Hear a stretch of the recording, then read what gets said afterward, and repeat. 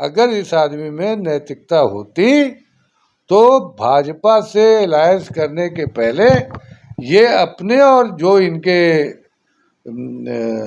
विधायक हैं इनको रिजाइन कराते और चुनाव लड़ते, चुनाव लड़ के जीत के बीजेपी के साथ अलायंस करते तो समझ में आता। और ये दावा कर रहे थे कि मैं इनको सिपाही नहीं भेज दिया तो मैं अपनी माँ बाप की औलाद। अभिव्यक्ति इंडिया न्यूज इस समय मौजूद है उत्तर प्रदेश के गाजीपुर जनपद में। आज हमारे बीच डॉक्टर खालिद साहब हैं जो समाजवादी पार्टी के कद्दावर नेता हैं।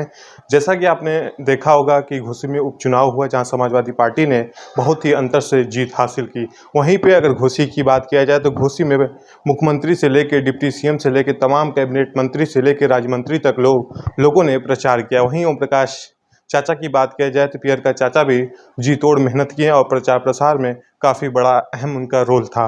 तो उनके बयान भी आपने सुने होंगे कि हम 100% जीत रहे हैं, कहो हम ना जीतब, 40 से 50 हज़ार के अंतर से जीतब, और भी तमाम बयानबाजियाँ वो देते रहते थे।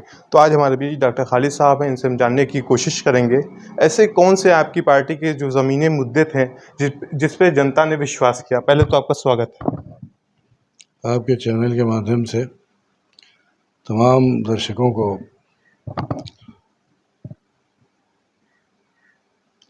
धन्यवाद, उनका आभार और स्वागत है। ऐसे कौन से मुद्दे थे जो आपकी पार्टी ने इतनी बड़ी जीत हासिल की? मतलब जो पियर का चाचा हैं या पलटू नेता हैं उनको लोग कह रहे हैं समाजवादी पार्टी के नेता लोग, मतलब दारा सिंह चौहान जो है उनको दल बदलू बार बार कह रहे हैं। तो क्या इसका भी एक बड़ा असर देखने के लिए मिला है चुनाव में? पब्लिक ने ऐसे लोगों के लिए आपके मन बना लिया था, इसलिए कि समाजवादी पार्टी ने दारा चौहान को पार्टी ज्वाइन करके एक बड़ा सम्मान दिया था और इन्होंने समाजवादी पार्टी को धोखा दिया। कभी भाजपा में तो फिर सपा में, तो सपा छोड़ के फिर भाजपा में। तो घोसी विधानसभा के लोगों ने, वहाँ के मतदाताओं ने तो इनको समाजवादी पार्टी के विधायक के रूप में चुन के भेजा था। तो अब ये तो गुस्सा था कि भाई समाजवादी पार्टी के विधायक के रूप में आपको प्रतिनिधित्व के लिए इस क्षेत्र से भेजा गया, तो फिर आप क्यों आ गए? तो ऐसे लोगों को सबक सिखाने के लिए पब्लिक ने मन बना लिया और उसका परिणाम ये रहा कि सारे घोसी के मतदाताओं ने एक सुर से और एक मन से पोलराइज होके दारा चौहान के धोखाधड़ी करने के विरोध में और सपा प्रत्याशी सुधाकर सिंह जी की कर्मठता, उनकी ईमानदारी और क्षेत्र की जनता के प्रति उनकी प्रतिबद्धता को देखते हुए भारी मतों से चुनाव को जिताया है। तो कहीं ना कहीं अगर देखा जाए ओम प्रकाश राजभर की बात किया जाए तो वो जो बेतुका बयान देते हैं कि मतलब यादव जी लोग की बुद्धि 12 बजे की बात खुलती है, और भी अनाप शनाप वो बयान देते रहते हैं। कभी योगी जी को मठ में भेज देते हैं, कभी मोदी जी को गुजरात भेज देते हैं, अब तो अखिलेश जी को सफाई भेज रहे हैं आपके नेता को। क्या कहेंगे? भाई देखिए, वो आदमी तो नेता नहीं है। पहली बात तो यह है, जैसे फिल्मों में देखिए तो जोकर मिलेंगे आपको, बिना हाथ से है अभिनेता के फिल्म जो है उसमें रस नहीं आती, बड़ी सूखी हो जाती है। कोई नाट्य है, कोई नाटक है, उसमें जो भूमिका होती है हास्य कलाकारों की, तो ये राजनीति में ओम प्रकाश राजभर जी बिल्कुल वो हास्य है। इनको राजनीतिक समझ नहीं है। एक जाति उसमें अपने बाप और बेटे दो ही उसमें अपने को नेता घोषित किए, उसका विद्रोह हुआ, इनका पार्टी की पकड़ खत्म हो गई।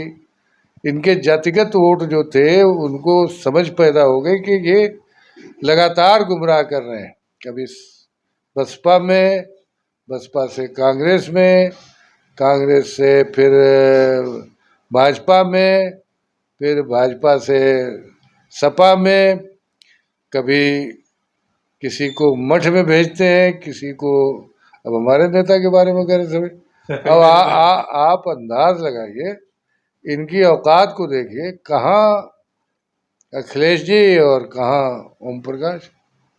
तो ये कहते हैं कि हम आपको सिपाही भेज देंगे और खुद डूब गए यहाँ पर। 50,000 अबव की लीड बड़ी ऐतिहासिक लीड है भाई, बहुत आसान थोड़ी है। और हमारे यहाँ तो सबने, हमारे राष्ट्रीय नेता अखिलेश जी ने, शिवपाल जी ने, गोपाल जी ने और तमाम सारे एकजुट होके, सारे नेताओं ने एकजुट होके जो पब्लिक से आह्वान किया और पब्लिक ने भरपूर समर्थन दिया। और ये जो चुनाव हुआ है घोसी का, ये एक ट्रेलर है 24 का, और एक संदेश जनता ने दिया है कि आपने जो करनी किया है उसका नतीजा 24 में यही बन के आने वाला है। तो क्या लग रहा है, मतलब जो उपचुनाव हुआ, जो ओम प्रकाश जी उल जुलूल बयान देते रहते थे, कहीं ना कहीं उसका भी एक बड़ा असर देखने के लिए मिला है चुनाव में। जो राजभर समाज को लेकर राजनीति करते हैं, राजभर समाज के हक अधिकार की बात करते हैं, पिछड़ों की बात करते हैं, कहीं ना कहीं जो स्वाभिमान पार्टी, जो नई पार्टी इनके गुट में अलग होकर बनी है, महेंद्र राजभर जी एक अलग अपना गुट बना, कहीं ना कहीं राजभर भाई लोग उनकी तरफ भी उनका रुझान देखने के लिए मिल रहा है। कहीं ना कहीं जो समाजवादी पार्टी को महेंद्र राजभर जी ने जो सपोर्ट किया था, कहीं ना कहीं उसका भी एक बड़ा फैक्टर घोसी उपचुनाव में देखने के लिए मिला है। बहुत उसका असर पड़ा हुआ है। सुहेल देव स्वाभिमान पार्टी के कार्यकर्ताओं, उसके नेताओं ने अथक प्रयास किया और नतीजा ये निकला कि जो सुहेल देव पार्टी के मतदाता थे, जो अब तक ओम प्रकाश जी के साथ थे, उन्होंने खुल के समाजवादी पार्टी के कैंडिडेट को वोट किया हुआ है। उन्होंने वोट दिया है। उनके वोट देने के नतीजा था कि ये जो बम्फर इतनी लीडिंग हुई है, उसके साथ ये फैक्टर है। और चुनाव हारने के बाद भी ओम प्रकाश अभी नाटक अपना नहीं बंद किया है। झूठ, 400 कुछ बूथों में 300 कुछ बूथों पर लगातार समाजवादी पार्टी के कैंडिडेट सुधाकर सिंह जी ने लीड किया है। और ये आदमी आज भी सोशल मीडिया पे आदमी झूठ बोल रहा है। अब तो ठीकरा दारा सिंह चौहान पे फोड़ रहे हैं कि मतलब उन्होंने पार्टी बदला और क्या नाम, फिर भाजपा ने वही उन्हीं को उतार दिया, इसलिए उसका असर पड़ा। हमारे जो राजभर भाई, हमारे वोटिंग परसेंटेज राजभरों का ठीक ठाक रहा, वे ये दावा कर रहा है। भाई अब ये तो उनकी मजबूरी है, लेकिन कंपैरिजन में ओम प्रकाश राजभर और दारा चौहान के कंपैरिजन में दारा चौहान तो इनसे बेहतर है। कुछ तो नैतिकता उस व्यक्ति में है कि उसने पार्टी छोड़ने के बाद उन्होंने विधानसभा से अपना त्यागपत्र दिया और चुनाव आके लड़े। और चुनाव लड़ने में जनता ने उनको उनके इस कृति के लिए नकार दिया कि आपका ये फैसला हम घोसी की जनता को मंजूर नहीं है। लेकिन ये आदमी, अगर इस आदमी में नैतिकता होती तो भाजपा से अलायंस करने के पहले ये अपने और जो इनके विधायक हैं इनको रिजाइन कराते और चुनाव लड़ते। चुनाव लड़ के जीत के बीजेपी के साथ अलायंस करते तो समझ में आता। और ये दावा कर रहे थे कि मैं इनको सिपाही नहीं भेज दिया तो मैं अपनी माँ बाप की औलाद नहीं असली। तो मैं कह रहा हूँ कि अगर आप अपने माँ बाप के सही में हैं तो आपको जहूराबाद से इस्तीफा दीजिए, उसके बाद भाजपा से सिंबल लीजिए, नामांकन कीजिए और अपने तमाम बीजेपी के आकाओं को बुला लीजिए जैसे कि घोसी में हुआ, और चुनाव लड़िए और अपनी जमानत बचा लीजिए।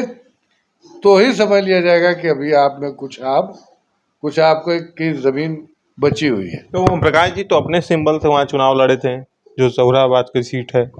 सिंबल उनका था, वोट समाजवादियों का था।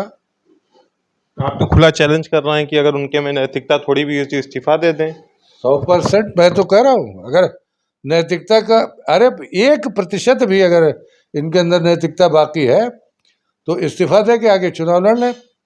और बीजेपी का वोट मिलेगा ना इनको, बीजेपी के समर्थकों का, तो लेके जमानत बचा लें ज़ोराबाद में, तो ये मान लिया जाएगा कि इनकी अभी धरती इनकी राजनीति की बची हुई है। मैं तो जमानत बचाने की बात कर रहा हूँ, जीतने की बात नहीं कर रहा। देखिए, आज हमारे बीच डॉक्टर खालिद साहब थे जिन्होंने ओम प्रकाश राजभर को खुली चुनौती दिया, अगर थोड़ी भी नैतिकता है तो फिर से इस्तीफा दें और फिर से चुनाव मैदान में आएँ और उनकी ज़मानत ज़ब्त हो जाएगी, ऐसा इनका कहना है। तो आज हमारे बीच समाजवादी पार्टी के कद्दावर नेता डॉक्टर खालिद साहब थे। हमने मिलाया, नेक्स्ट वीडियो के साथ फिर मिलेंगे। धन्यवाद।